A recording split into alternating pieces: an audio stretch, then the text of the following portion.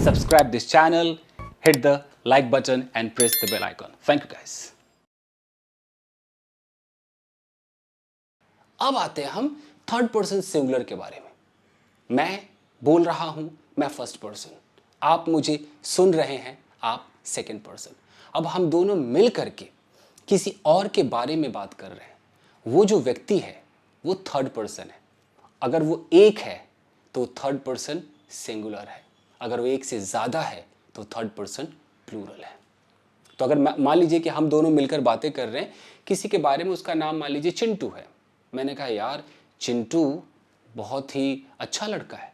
अब जैसे मैं चिंटू बोलूँगा, चिंटू अकेला है और थर्ड पर्सन है, मैं फर्स्ट आप सेकंड, चिंटू थर्ड, तो हमें तुरंत उसके साथ इज लगाना होगा दोस्तों, इज लगाना होगा। तो कैसे होगा भाई? चिंटू, पहले हम जो भी थर्ड पर्सन का सब्जेक्ट है, जैसे कि अगर नाम है तो आप नाम ले लीजिए, चिंटू मिंटू एक होना चाहिए। वो मेल है तो आप उसको ही करके बोल सकते हैं, फीमेल है तो आप उसे शी करके बोल सकते हैं। अगर वो कोई निर्जीव आइटम है या कोई छोटा मोटा जीव जंतु है तो आप उसको इट करके बोल सकते हैं। इनके बाद आपको इज लगाना होता है, IS इज लगाना होता है। बहुत बेसिक क्लास है ये। और इज के बाद वही आपका नाउन हो सकता है, एडजेक्टिव हो सकता है, वो प्रेपोजिशनल फ्रेजेस हो सकते हैं। समझ रहे हैं? तो अगर बोलना है कि चिंटू बहुत अच्छा लड़का है तो Chintu is a very good boy, आपने तुरंत इज लगा दिया। उसी तरीके से मैं उसे बार बार चिंटू ना बोलूं, मैं उसे ही बोल सकता हूं, यार वो मेरा दोस्त है तो ही इज माई फ्रेंड। अगर एक लड़की है, मान लीजिए उसका नाम सपना, मैंने कहा यार सपना इंटेलिजेंट है, तो मैं जैसे बोलूंगा सपना तो मुझे सपना के बाद इज लगाना पड़ेगा कि सपना इज इंटेलिजेंट। अब मैं बार बार सपना नहीं बोलना चाहता हूं तो मैं अब उसको शी बोलूंगा कि यार वो मेरी बहन है, शी इज माई सिस्टर। अब ये जो my, your, his, her, our, their है, इनके बगल में अगर आपने एक कोई लगा दिया, जैसे कि माई सन, अब उस सन को देखना, अगर वो सन है तो इज लगाइए, सन्स है तो ऑफकोर्स आर लगाएंगे। तो ये जो my, your, his, her, our, their वाला जो पूरा है, ये इसको पॉजेसिव एडजेक्टिव कहते हैं। ये आप आराम से लगा सकते हैं। कैसे?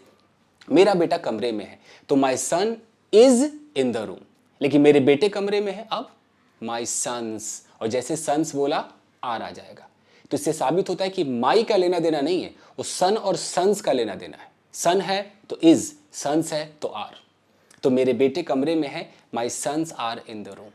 आपकी बेटियां पार्क में है, your daughters are in the park, लेकिन आपकी बेटी पार्क में है, your daughter is in the park. तो ये इज और आर सिंगुलर प्लूरल के हिसाब से होते हैं गाइस। समझ में आ रहा है? तो बताइए, अगर एक आइटम है और वो दूर है तो हम क्या करेंगे? उसको इशारा करेंगे दैट से। कैसे बोलेंगे? वो लड़का मेरा दोस्त है। अब दूर खड़ा है वो, तो मैं उसको बोलूंगा that boy is my friend. वही अगर यहां पर कोई नजदीक खड़ा हो तो उसे इशारा करने के लिए, यार यह लड़का, दिस बॉय, नजदीक है तो दिस, दूर है तो दैट। इकलौता एक है वो, अगर इसी नजदीक में एक से ज्यादा हो तो फिर दिस नहीं, दीज, और दीज बोलते फिर इज नहीं, आर। दूर है तो दैट नहीं, दोज, और दोज बोलते इज नहीं, आर। समझ रहे हैं? तो अगर नजदीक है और एक है तो मैं दिस बोलूंगा और मैं इज लगाऊंगा। This boy is my friend, that boy is my friend, that girl is my neighbour, this girl is my neighbour. समझ में आ रहा? तो ये था आपका एम, इज, आर।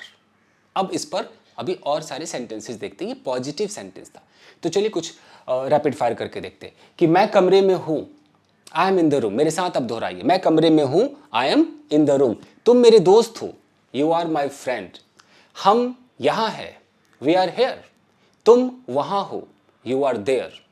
वह लड़की मेरी दोस्त है, that girl is my friend.